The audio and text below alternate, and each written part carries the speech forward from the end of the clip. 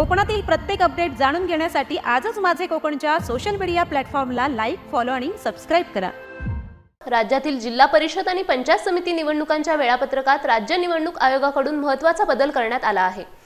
उपमुख्यमंत्री अजित पवार यांच्या अकाली निधनामुळे आयोगाने हा निर्णय घेतला असून राज्य निवडणूक आयोगाचे सचिव सुरेंद्र काकाणी यांनी या संदर्भात अधिकृत माहिती दिली आहे। सुधारित कार्यक्रमानुसार आता मतदानाची प्रक्रिया शनिवार 7 फेब्रुवारी रोजी सर्वत्र पार पडणार आहे।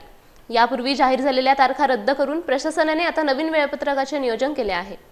मतदानानंतर सोमवार 9 फेब्रुवारी रोजी सकाळी 10 वाजल्यापासून मतमोजणीला सुरुवात होईल।